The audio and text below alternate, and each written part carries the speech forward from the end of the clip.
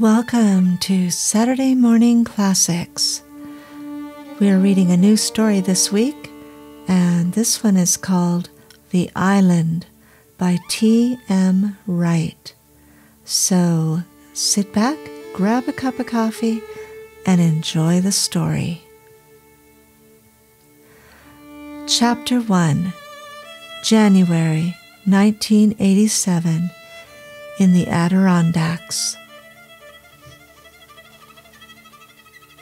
By 8:30 in the evening, several dozen fishermen had set up small tents and lean-tos as protection against the cold on 7th Lake.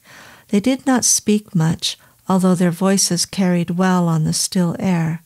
For these men, fishing through the ice was a solitary pastime, and even where there were clumps of 2 or 3 of them at the same lean-to, there were only occasional whispered references to the cold, or to the dark, or to the stillness, all of which suited them, and wrapped them up and shielded them temporarily from what they saw as the torment of their daytime jobs, their wives, and the general wretchedness of their existence. Here and there a small fire had been built, and white smoke drifted nearly straight up, dissipating, finally, at an altitude equal to the height of the dark trees on the shore. A group of 6 friends was fishing in a small area 100 yards from shore. These friends were Pete Meyer, Sam Hanks, Harry Stans, Frank Weaver, Tom Lord, and Jim McPhee. All were dressed in thick, dark sweaters layered one on top of the other, at least 2 pairs of pants, and black rubber boots with buckles. They were fishing for bullhead and brown trout. Pete Meyer, who had trundled over from his lean-to, said to Harry Stans, "Harry, I saw something in the hole." Harry was sitting on a small stool, like a milking stool, and he had his eyes trained on the hole he'd cut in the ice. The water beneath was black. He said, without looking up, "You saw something in the hole?" Pete Meyer gestured toward the spot where he'd been fishing, 20 yards away. "I saw a woman's face in the hole." Harry Stans looked up at him, blinked, nodded dully, but said nothing. Pete Meyer said, "I did, Harry." Harry said, his eyes again lowered, and with a little quaver in his voice from the cold, "What can you see in the lake, Pete? You can't see nothing in it." "I saw a woman's face," Pete said. "It came up into the hole and then it went away." "Drowned woman?" Harry asked, with a little spark of interest now. "No," said Pete Meyer. Harry looked up at him, cocked his head, looked back. "Sure it was a drowned woman, Pete, and they'll find her in the spring." "She had her eyes open, Harry." "Course she had her eyes open. She was drowned. Drowned people have their eyes open." "And she moved her lips at me, too." Harry shook his head dismally. His gaze was still on the hole he'd cut in the ice. "You can't see nothing in that water, Pete. You didn't see nothing. You saw some dead fish come up and float away." Pete shook his head, vigorously at first, then less vigorously. At last he merely looked befuddled. Harry said, "Am I right, Pete?" "Don't know," Pete muttered. "Maybe you are." "It was a fish," said Harry. "A fish with green eyes?" said Pete. Harry smiled. He felt a little tug on his fishing line. He said, "Fish got green eyes, some of 'em." Pete started back to the hole he'd made in the ice. Suddenly he felt very cold. Colder, he thought, than he'd felt in a long time. It had little to do with the weather, he decided, which was cold enough, for sure, but not as cold as it had been on Tuesday, and not nearly as cold as it had been on Sunday. He was as cold as he was, so bone cold, he realized, because of the thing he had seen through the hole in the ice.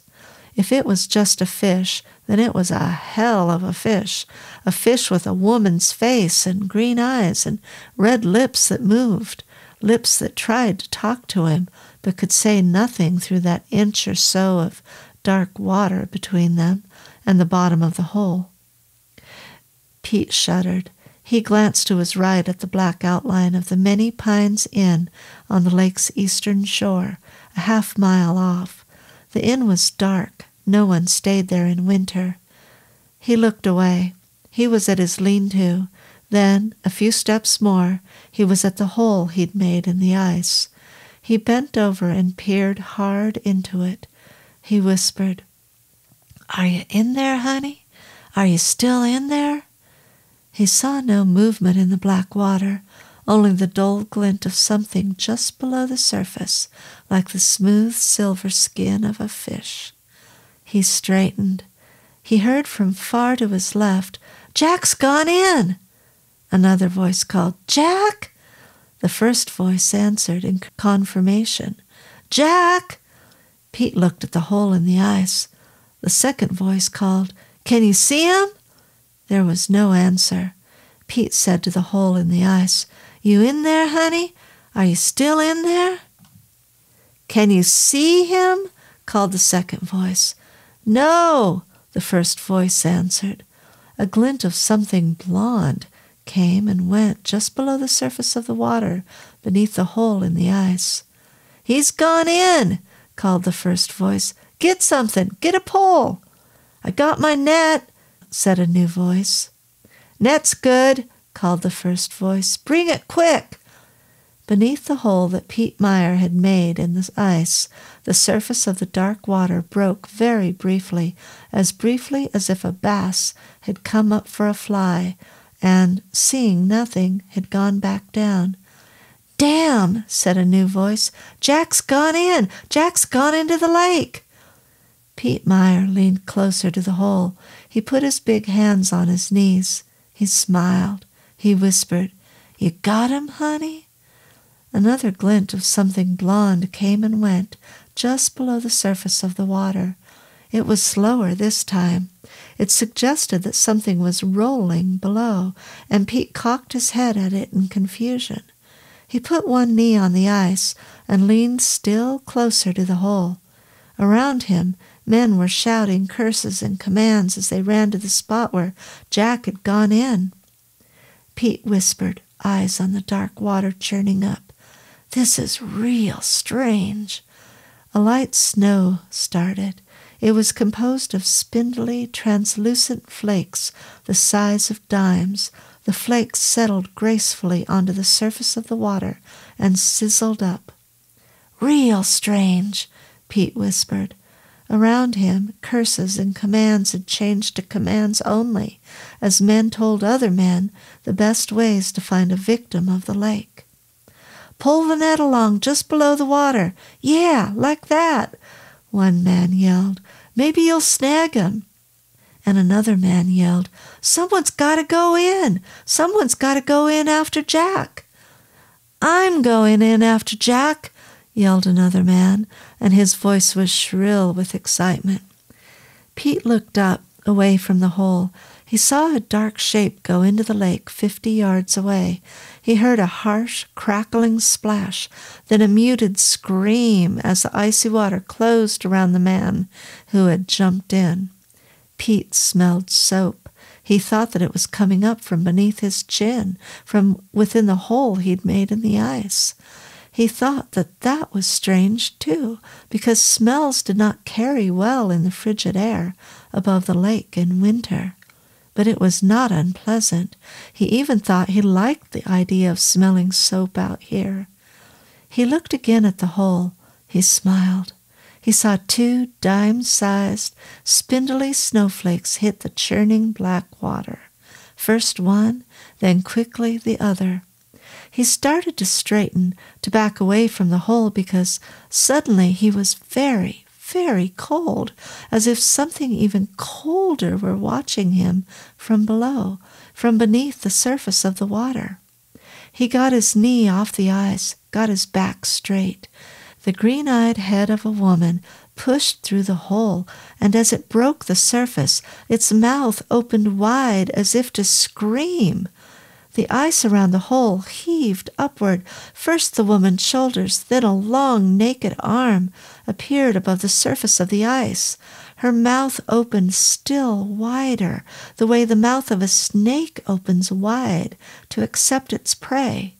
Pete felt himself bathed in the frigid water of the lake as the woman rose up out of it.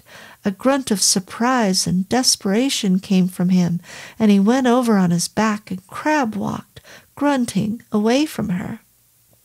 He felt the top of his head hit the lean-to, saw the dark wool of the lean-to come down on him and cover his face and chest. He screamed. He felt a hand close around his ankle and clutch hard at him through his rubber boot. He tore at the dark wool of the lean-to that covered his face. It clung to him, and he felt as if he were blind. He screamed again, and he knew that no one could hear the scream, that the wool covering his head was making him all but mute. He felt the hand around his ankle close tighter. He felt himself being dragged back toward the break in the ice where the woman had come up. 3 days later. When Lynette Meyer answered the knock at her cottage door, she had a small child at each hand. One, a boy of 6, had a thumb stuck far into his mouth and was sucking mightily at it. The other, a girl of 2, dragged a faded rag doll behind her. The boy wore faded blue dungarees, scuffed black shoes, a button-down pink shirt, and a blue pullover sweater. The girl wore a long, threadbare gingham dress, red sneakers, and a white cardigan sweater with several buttons missing. Lynette Meyer said to the tall, gaunt man who had knocked on her door, "They ain't found him yet. Ain't that right, Harry?" Harry Stans grimaced, started to speak, and Lynette cut in, shaking her head. "Ain't gonna find him, neither, and that might be all right, 'cept he knew how to fish." "God, yes, and I'm sorry," said Harry Stans. Lynette, short, chunky, and strong-looking, dressed as warmly as her children in 2 sweaters, a long white dress, gray socks, and house slippers, because the heat in the cottage was provided solely by a small wood stove in the kitchen. She shook her head again, but with a sad smile on her plump mouth.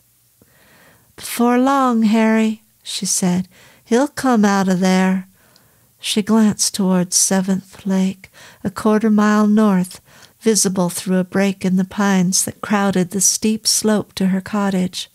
"And we'll put him in the ground." And with that, her children following, she stepped backward away from the door and closed it. Late that afternoon, she set Jolene and Pete Jr.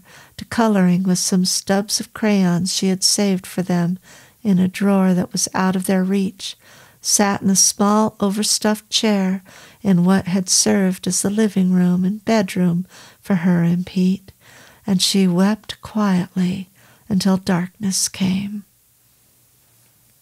Chapter 2.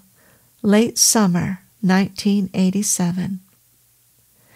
The owner and manager of the Many Pines Inn was a big, happy-looking man of 49, with thinning brown hair, gentle, soft brown eyes, and a square, intelligent face. His name was Arnott, pronounced Arno, Burge. He spoke, he explained, with a little Armenian in my accent, because so many people found him difficult to understand. He was not Armenian, though. All of his life he had struggled mightily to master the flow and subtlety of the English language. It had been a struggle that had seen him advance by very slow degrees, so telling people that he was Armenian was simpler and easier than telling them the truth. 2 children appeared before Arnaud on what he called the Great Lawn, just a stone's throw east of Many Pines' rambling main building, and asked him about using the inn's cavernous game room. He said, "Your mom and your daddy, they are where?" "Asleep," answered a thin, broad-mouthed, white-faced boy of 9 named Alec. "They were up real late," he added. "Fooling around, making lots of noise." His sister, Cindy, a feminine miniature of himself, 4 years younger, giggled at that, and upon a scornful look from her brother, put her hand over her mouth and continued giggling quietly. Arno Burge's smile slipped a little, then reappeared. "I see," he said. "Then when they come awake you can go with them together and make employment of that room." After a moment's deciphering what Arno Burge had told him, Alec protested, "Why can't we go there now?" "It is for adult supervision," Arno answered. "Adults at all times must be constantly with you there." Alec cocked his head. "Huh?" "Because," Arno explained, "there are dangerous items in that room of some consequence." Alec shook his head. "You don't understand me?" Arno asked. "They got a pool table in there. I saw it," Alec said. "And," started his sister. "Space invaders, too," Alec finished for her. Arno decided on a new approach. "Have you breakfast within you?" Alec smiled at that. He patted his flat belly beneath his Izod polo shirt and explained loudly, bathing Arno in an unpleasant mixture of smells, "Blueberry pancakes and sausages." "Good," said Arno, and checked his watch. It was 10 a.m. Many Pines' morning was well underway. At the boat dock, north, across the great lawn, several people in bathing suits were waiting under a hot late August sun to go water skiing, or for a ride on 7th Lake in Martha, the inn's small ferry boat, named after Arno's deceased wife. South, on the far side of the parking lot, the inn's 4 tennis courts had been in use since just before 7 a.m. The small white sand bathing beach, west of the boat dock, was filled to capacity, although it wasn't crowded. It was never crowded. Arno believed that no one liked crowded beaches or crowded inns, so he accepted no more than 80 guests at Many Pines at any one time, leaving a little over a third of its rooms and cottages empty. That morning there were 68 guests at the inn, a dozen due to leave that afternoon, and half a dozen others due to arrive for a week's stay before the inn closed on Labor Day. Arno said to Alec and Cindy, "You can go to the beach." Alec shook his big white head vehemently. "Don't know how to swim." Arno grimaced a little at that. To his way of thinking, any child who didn't know how to swim before he could walk had a fool for a parent. Cindy chimed in, "Me too."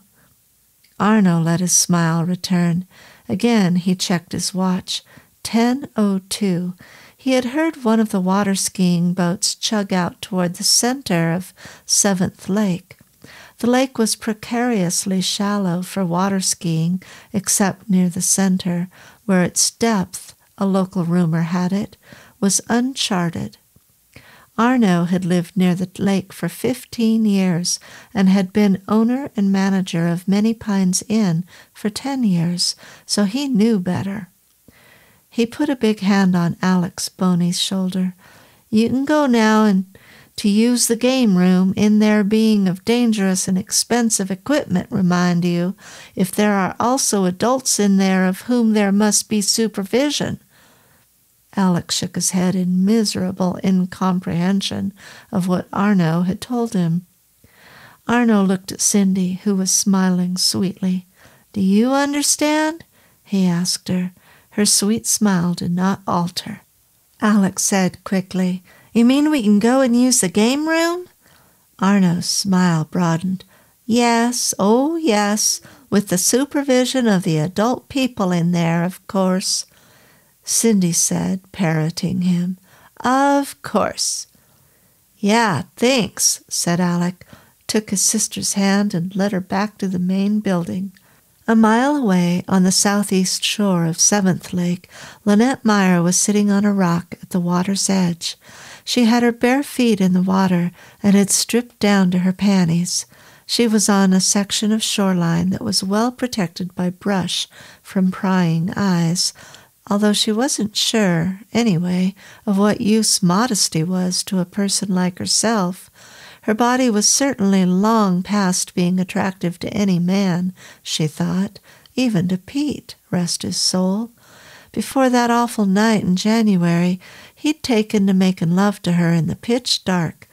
"Don't know what good it would do at a time like that to have to look at you, darling," he explained.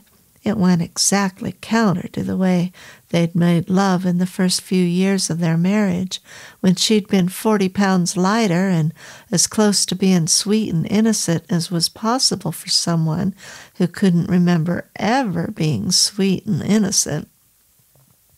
She looked down at the 2 fleshy rolls of her belly and thought that if Pete were still around, there might well be another child in there. And if there were, then God help her, and God help it, because once it plopped out of her and into the world, it would surely starve to death in a couple of days.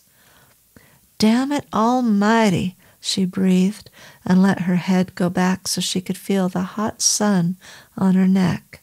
She liked that feeling. It reminded her of Pete, who used to kiss her there, and his breath was always hot. Now there was no one, not even Harry Stans, Pete's best friend, who had come around for a while but lately made bad excuses about why he couldn't anymore. "Gotta clean my tackle box, you know, and gotta go into Eagle Bay," the nearest town, 15 miles north, "and get my tires rotated."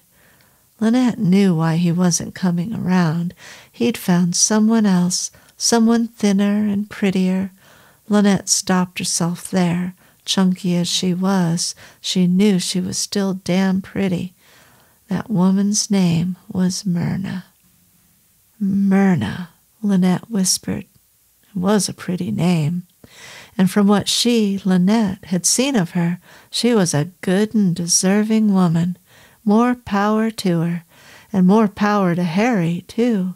A person had to take what she could from the world because the world for sure wasn't giving anything away, except maybe hot sunlight on the neck and the feel of cool water on the feet, bone-tired from carrying a sick child about all night.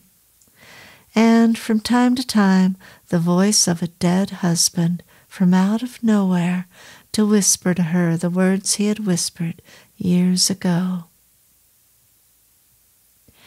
In the water-skiing boat, a man named Steve Volich saw Lynette from a distance of a quarter mile and riveted his gaze on her. He was at Many Pines with his brother-in-law Larry, who'd come water-skiing with him, and his wife Gloria, who'd chosen to stay on shore and sunbathe. Steve Volich said, without taking his eyes off Lynette, "Hey, Larry, look at that over there." Larry looked up from adjusting the straps on his life preserver and called above the growl of the inboard motor, "Did you say something, Steve?" "Yeah." He glanced back at his brother-in-law and, smirking, gestured with his chin at Lynette. "I said there's a woman over there with her titties hanging out." The 2 men were among a group of 6 people who had chosen to go water-skiing that morning. The boat's pilot was a young, well-muscled, blonde woman named Barbara, who had a very dark tan and a clipped, officious way about her that was the result of shyness, but which most people mistook for brisk efficiency. She was closest to Steve when he made his pronouncement about Lynette, and she said nothing. Another young woman, sitting in front of Steve, glanced back and said in clear annoyance, "Titties? Titties? Are you 12? He gave her a flat, macho smile. "Puberty's gaining on me real fast." Larry said into Steve's ear, "Yeah, I see her, but she's fat, Steve. F-A-T. Steve shrugged. "So what?" he said. "Parts is parts." And they both laughed. The boat's engine slowed while they were laughing. The boat came to a bouncing halt, and Barbara said to the 6 people who were looking to her for an explanation, "This is the starting point." Put the ignition at idle and continued, "Who among you has never been water skiing before?" The woman sitting in front of Steve answered, "I've been out only once, Barbara, when I was a kid, but I remember I got the hang of it pretty fast." "Yes," said Barbara, "I see." She gave her a small, forgiving kind of grin, then said to the rest of the group, "Anyone else?" A tall and painfully thin man, standing at the bow of the boat in black Speedos, said, "What's that down there?" Barbara looked at him. "Sorry?" He glanced back at her. "There's something down there," he called, and pointed to indicate an area 20 feet or so to starboard. "I don't know. It looks like the roof of a house. I think it looks like the roof of a house, Barbara." He gave them all a flat smile, as if in apology. "But it couldn't be that. It's something else, huh?" "No." "No?" "It's the roof of a house," Barbara said. The man in black Speedos gave her a quick, quizzical smile, then turned around and looked toward starboard again. A young man and woman joined him, then Larry, Steve, and the woman who'd been sitting in front of him. Barbara watched them gather at the bow, listened for a few moments to their exclamations of surprise, then called to them, "It came from over there." They looked back at her almost in unison. She raised her long, well-muscled, nicely tanned arm and pointed at the small island covered with pine trees. "Dog Island," Barbara told them. It was only hollering distance east of the boat, which put it not quite a mile south of the Many Pines Inn. Barbara went on in her tone of brisk efficiency. "The house rests on a natural rock ledge 75 feet down. The cold at that depth preserves it." The little group turned in awe to look starboard again. Barbara continued, "It's been there for quite a long time, 10 or 11 years anyway." "An entire house?" said the tall man incredulously. Barbara nodded. "Yes, furniture, rugs, dishes, linens." She paused a moment. "You can see the house only because the water here, at the center of the lake, is too acidic to support the growth of algae. It is, ironically, too clean to support the diversity of life that it once did, and that is quite unfortunately true of many Adirondack lakes." She smiled a tight-lipped smile, as if pleased with her little speech. "Geez," said the thin man, "a whole house." "A whole house, yes, sir," Barbara said. Steve asked, "Are there any bodies down there? I mean, did anyone drown?" "A family of 4 was in the house when it went down, sir," Barbara answered. "However, and very tragically, all of them had apparently been dead for several days." Lynette Meyer saw the little groups looking starboard over the bow of the water-skiing boat, and she grinned knowingly. She had witnessed the same scenario a dozen times in the past couple of years. Local color, Lynette imagined people thought of it. 4 poor souls dead from a leaking gas refrigerator, and a whole house sitting at the bottom of the lake. Lynette wasn't aware that it rested on a rock ledge nearly 100 feet from the bottom. She had never actually seen the house, although she'd once been in a rowboat with Harry Stans and her husband Pete over the spot where it lay. And though they had coaxed her and cajoled her, she had refused to look. "Not interested," she told them. "Let those poor children down there rest in peace." "Ain't just children," Pete said, and Lynette reiterated, "And I ain't interested." She watched now as the group slowly drifted away from the bow, watched as one of them, a woman who, Lynette thought, had the kind of body she'd once had, climbed down over the side of the boat, got her water skis on, and took the tow line from Barbara. Lynette put her head back again, closed her eyes, and let the hot morning sun caress her neck. Then she listened as Pete, making no more noise than a leaf falling, came to her down the brushy hillside that led to her cottage. "Hello, darling," he whispered, and put his lips on her neck. "Hello, my darling sweet," he said, and she felt his hands move softly over her shoulders, then onto the high slopes of her breasts. In life, she thought, he had never touched her so lovingly and so sweetly, so maybe it was a good thing that he was dead. "Clothes on," she heard distantly. She opened her eyes. Pete's touch evaporated. She focused on the water-skiing boat and saw a man on it who seemed to have his hands cupped around his mouth. She heard, "Put your clothes on." Then a moment later, "You scare the fish." She grimaced, reached to her right, got her shirt off the side of the rock she was sitting on. The shirt was a size too large for her. It had been Pete's. Got her jeans and her house slippers from the upper part of the rock, put them on, and trundled up through the thick brush to her cottage. When she got there, she found that her daughter's fever of the night before had returned. Chapter 3. The interior of Many Pines' main building was like a maze. It hadn't always been that way. A succession of owners since the building's construction in 1893 had added several wings and nearly 35 additional rooms to the inn's original 20, and their construction efforts had been hurried at best. Consequently, one 8-foot-high hallway suddenly became a 7-foot-high hallway, where it joined the main building with one of its wings. At 2 points on the east and west side of the building, there were doors which were kept permanently locked because they led absolutely nowhere. This was the handiwork of the inn's third owner, who had calculated that 2 additional wings would allow him to accommodate dozens of additional tourists each summer. He hadn't calculated on a miserable, rainy summer and dozens of cancellations, so the frames he had erected for the additional wings had to come down when he found himself on the brink of financial ruin.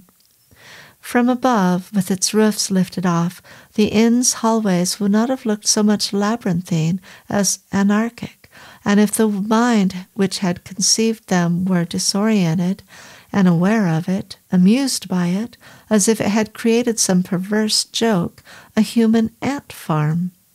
There was also no real plan in the layout of the inn's lakeside cottages, which, like the inn itself, and despite their prettily sculptured knotty pine doors, bore a sturdy utilitarian look, as do so many Adirondack buildings. The cabins had been part of the inn's rustic ambiance since the turn of the century. It was thought by the original owners that people came to visit the Adirondacks out of a strong, if temporary, need to get away from things artificial and to be part of what was real, organic, natural. The terms changed with the decades. 5 cottages were built first. Each was a rough-looking 2-room Lincoln log affair with no indoor plumbing and a massive stone fireplace as the only heat source. 2 of these cabins burned in the 40s and were replaced by larger frame buildings supporting rough-hewn pine clapboard and Adirondack-style gingerbread trim, short, narrow pine logs stripped of bark and arranged under peaks and roof edges in various triangular patterns. 3 more of these buildings were constructed a decade later, and 5 years after that, all 8 of the lakeside cabins were equipped with oil-fired furnaces, electricity, and indoor plumbing. It had been decided by the inn's 3rd owners that rustic was fine, but Spartan was a pain in the ass for guests. Cabin furnishings, which Arnaud Burge occasionally had to augment or replace with pieces culled from yard sales or antique shops in the area, were not as comfortable as the furnishings in the rooms at the inn. Beds were comfortable enough, but other furniture, as one guest put it, looked to be a mixture of Salvation Army, Art Deco, and 50s modernist, a thoroughly drab combination. But this very drabness, it was found, was what people who stayed in the cabins were looking for. They had come to the Adirondacks not for furnishings, but for air and view, and to get close again to nature for however short a time. Arnaud did not mind that some guests referred to the cabin furnishings as rustic tacky. The only compromise he made to style was in the use of Adirondack chairs. These were made of wide, flat wooden slats with huge, rounded, flat wooden arms and seat backs which sunk a good 4 or 5 inches lower than the seat fronts. When he took over the inn in 1977, Arnaud knew that it was going to provide him with a myriad of continual challenges, from keeping up with building codes to satisfying fire inspectors, keeping guests happy and warm on cool Adirondack summer nights, fending off the continuous onslaught of insects that had gotten into the inn's woodwork and were intent on building a future for themselves, and keeping the area's wildlife no closer than shouting distance. This was difficult. More than once, on early morning tours of the inn's grounds, Arnaud had come upon a deer, a brown bear, a raccoon, or family of possums that had wandered into the tennis courts or even into the small open area between the cabins and the inn. He usually managed to easily shoo these trespassers away. He knew that although many of his guests enjoyed seeing them from a distance, they would be uneasy at best about sharing their civilized space, the space around the inn, with them. Arnaud's idea of the purpose of Many Pines, beyond its promise as a moneymaker, was to get city people in touch with their real roots. He thought of the inn not only as his home, but as the place where he would want to be put to rest. The floors in all the inn's hallways had been inlaid with small octagonal ceramic tiles laid out in a black and white checkerboard pattern. These floors had proved very hard to care for and keep clean. The current caretaker, Francis Carden, spent much of his time repairing or replacing tiles that had worked loose over the decades since they'd been put down. He had once calculated that there were at least 1,000 feet of these floors at the inn, and that he had, in the 18 months he'd been as caretaker, repaired at least 300 feet of them. He also spent much of his time repairing the gray stone tile roofs. There were 3 roofs, and their pitch was precipitous, but once he was up on them, he found the view engrossing. Several times he had gotten carried away with it, had started sliding toward the edge, and had been able to stop his slide only by jamming the claw of his hammer into the top edge of a metal tile anchor. The view he had on the roofs was at once panoramic and also oddly claustrophobic, as if the land and lake around the inn were suddenly going to curl in on itself. To the south, the land was flat and green for a good 1.5 miles. To the west, a high pine-covered hill, called Bear Mountain by local people, crested steeply. To the north, Seventh Lake seemed to rise slightly at the horizon, as if the lake were, impossibly, higher than the land level. Carden guessed it was an illusion created by the fact that the mountains beyond the opposite shore, were at a good distance and lost in a bluish haze, while closer mountains to the extreme west and east were much more clearly delineated. This gave the lake a compelling forward look. A mile to the west of the inn, there were small summer cottages with steep white, black, and pink roofs set brightly against the lush, flat green of the mountains beyond. These cottages were laid out like monopoly pieces along the shore. Across the lake, a mile and a half northwest of Many Pines, there was a year-round tavern called the Squeeze Inn. Its clientele consisted of vacationers in the summer and year-round people in the spring, fall, and winter. It was an observation by Francis Carden to Arnaud toward the end of Many Pines' summer season that led to Arnaud's decision to reopen the inn after the new year. "You know," he said, "this time next year you're going to lose the west wing to termites, and the year after that the north wing is going to crumble from dry rot." It was not the first time that Arnaud had heard of the termites and the dry rot that plagued the inn, but it was the first time he had been given to believe that the problems were so immediate. He said, "You're kidding." Carden shook his gray head. "I don't kid about things like that, Arnaud, because I don't want to be the one your inn falls down on." "I was unaware," Arnaud began. "You are now," Carden interrupted. "What's the salutation?" Arnaud asked. Carden, who often got the general drift of what Arnaud was talking about on the first go-round, answered, "The solution is to rebuild, Arnaud. Either rebuild or load this sucker up with chlordane." "Chlordane?" "Insecticide. It'll kill the termites. It'll also probably kill anything else that comes around." Arnaud looked confused and sad. "I don't want to do that," he said, "and I have no money to rebuild." Carden shrugged.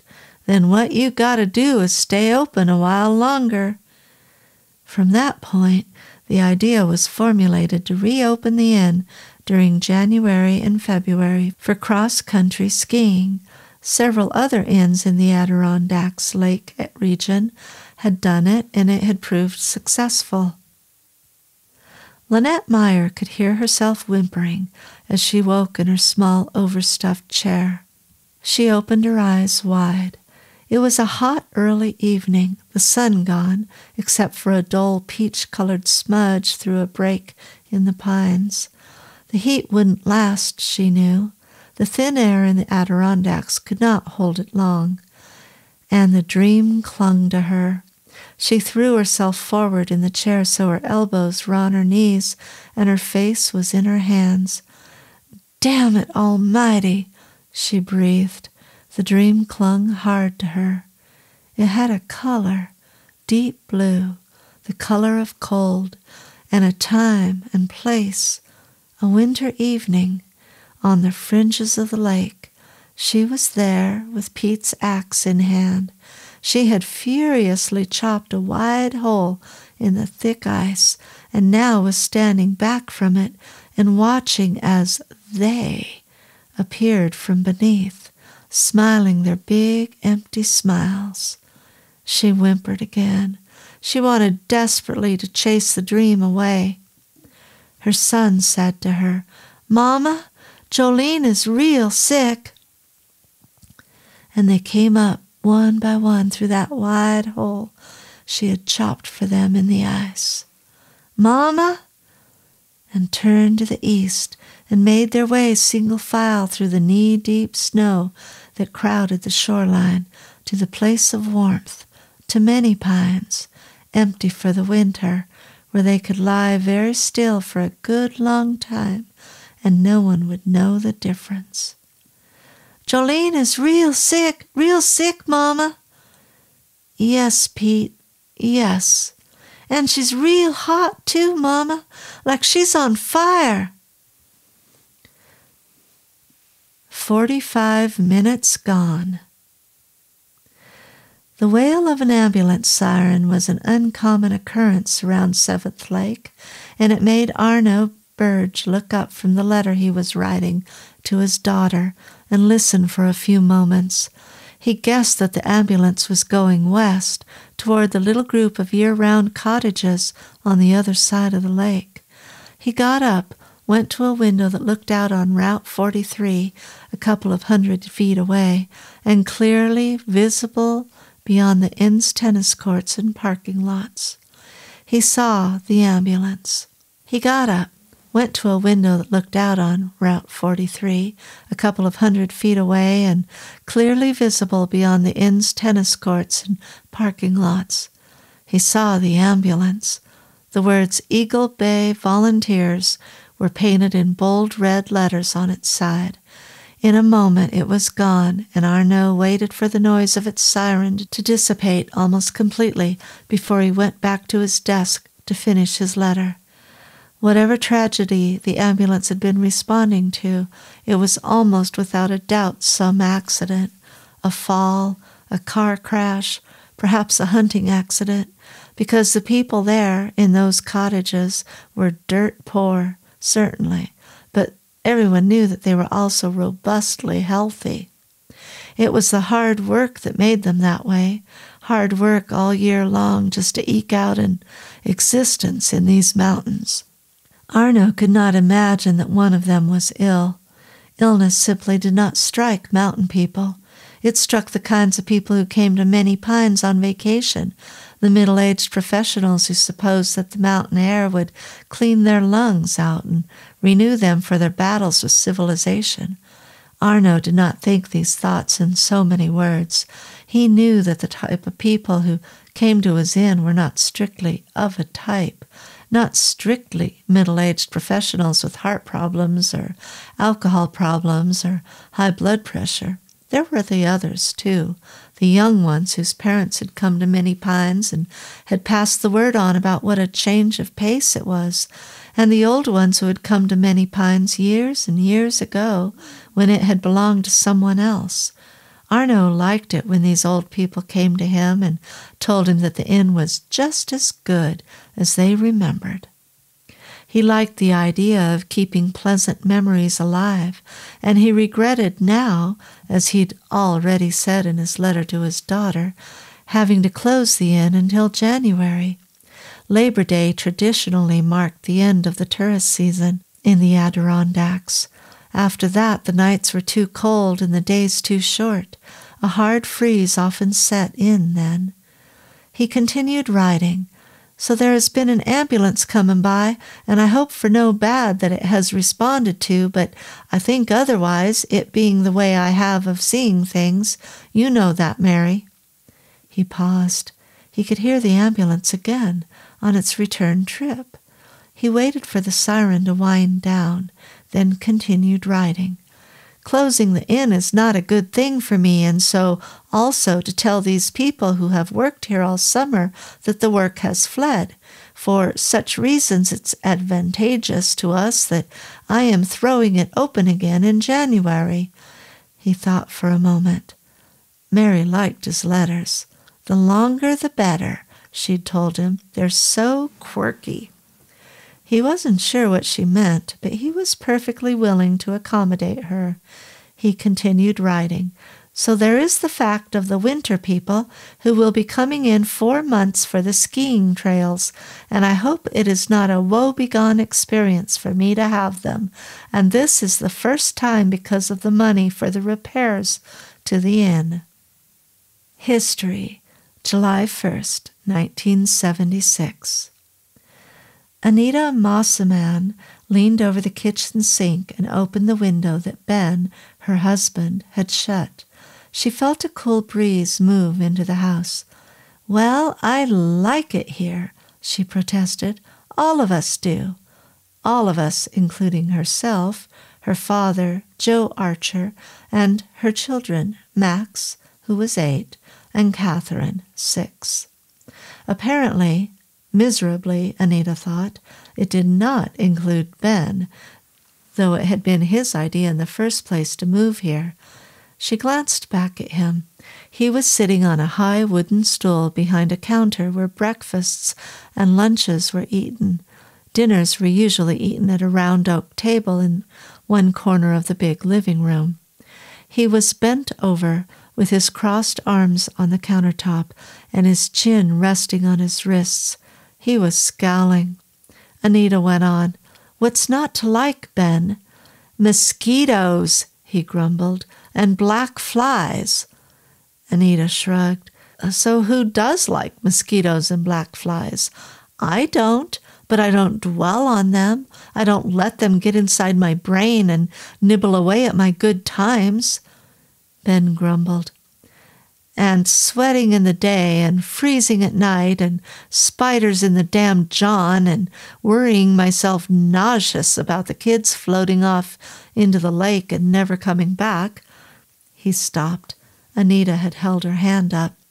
She said, "All of which is worlds worse, of course, than worrying about the kids going to the playground and never coming back and trying to coexist with next-door neighbors who've got their big ears plastered to the walls and having to quadruple lock the damn doors and—" She stopped.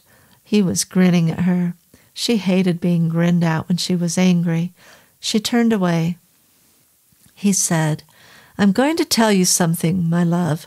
It may surprise you. Hell, it may knock your socks off. But here it is.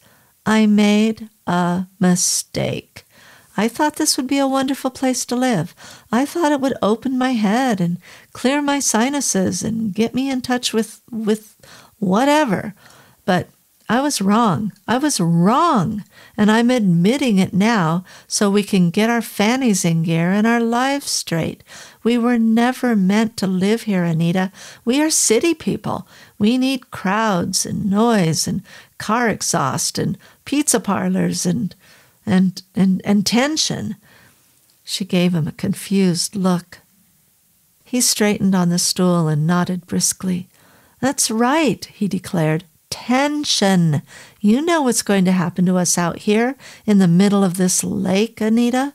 Our blood is going to turn to water. We're going to turn into cocoons."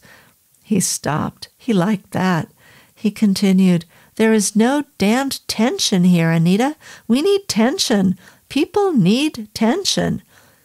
She said, "Cocoons. Really, Ben?" He gave her a shrug. "Well, you know." "Cocoons?"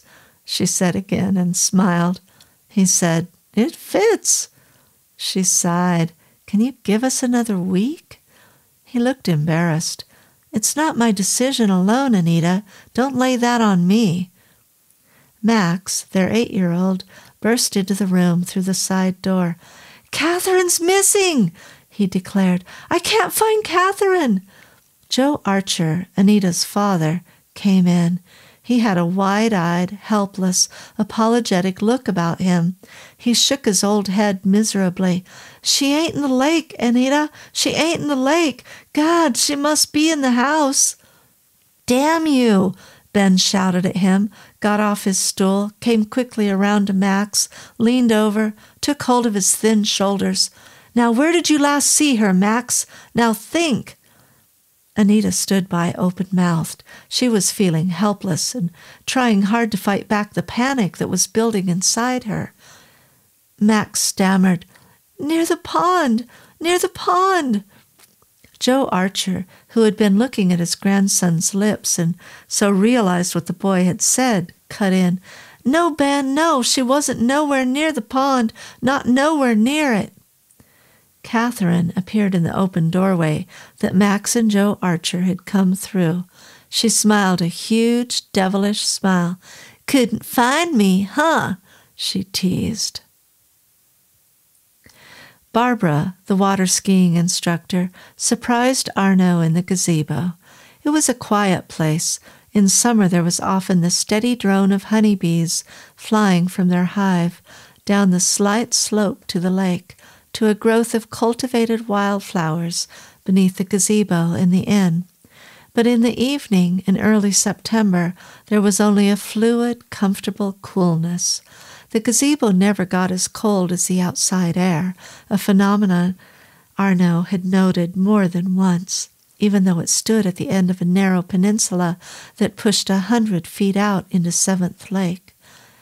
"Hello," Barbara said.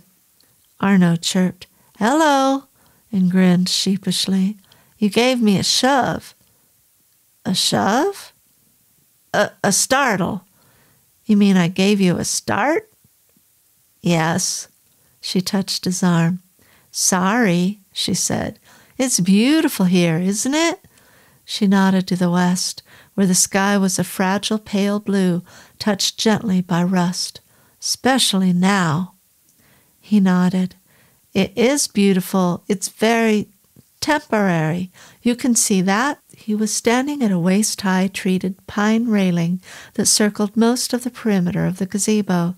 He had his hands on the railing, and Barbara could see that he was gripping it very hard.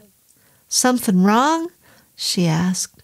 He shook his head, put his hands in the pockets of his jacket, gave her a smile. "Thank you, no, only thoughts." It was clearly an invitation for her to ask. "What thoughts?" she said. "Oh, then I'm disturbing you." Again he shook his head. "Who's disturbed? It's good to have company." He took his hands from his pockets and put them on the railing again. He looked out at the lake. His gaze fell on Dog Island. He lingered on it. Barbara said, "What thoughts?" He did not hesitate. He said, eyes still on the island, "Thoughts about my wife." "Oh," Barbara whispered, uncertain what he wanted her to say, but feeling that he merely needed to talk. He nodded to indicate the lake. "An accident killed her here 8 years ago." "I know. I'm sorry." He turned his head, gave her a brief, flat smile of thanks, looked at the lake again. "And so I come in here to be with her." "I understand that." "Not that she came in here, ever," Arno said. "Of course she couldn't have." He smiled at Barbara again. She looked away. He looked back at the lake. "She couldn't have come in here because there was no gazebo then, when she was alive. There were trees here. That was all. She liked to walk within them. She dwelt within them happily." "And still does?" Arno gave her a quick, broad smile. "That pleases me, yes, and still does." He tapped his temple, "but maybe just in here." Barbara smiled back. "And that's all right." "Of course it is. It's all right." He gave her an apologetic smile, as if he had sounded gruff, though he hadn't. He went on. "If she walked here in realism, in all her physicalness, maybe I would hardly say a thing to her. Not hello, a grunt only, perhaps." Barbara said, "And I understand that too. It's better that the dead exist just in memory. I don't know if we'd have any idea how to deal with them otherwise." During their short conversation, the sun had set. The pale blue sky, touched gently with rust, had changed to gray, and then, more quickly, to black. It was the way such things happened in the Adirondacks, and the only light on Barbara and Arno was what filtered through the pines between the inn and the gazebo, a soft, creamy light, like the luminous hands of a watch, the kind of light that seemed to flow rather than reflect. Arno said, "The lake has vanished." Barbara said, "Not entirely." Arno said, "I think sometimes that she is there, in that lake, drowning again and again." The whisper of a breeze pushing over the surface of the lake slid up the short slope and into the gazebo, gave them both a chill, and was spent. Across the lake, the lights of a house winked on, off, then on again, as if someone leaving had decided to stay. Barbara said, "Oh," and there was no inflection in it, no hint as to what she meant. Arno said, "It would be an awful way to exist, of course."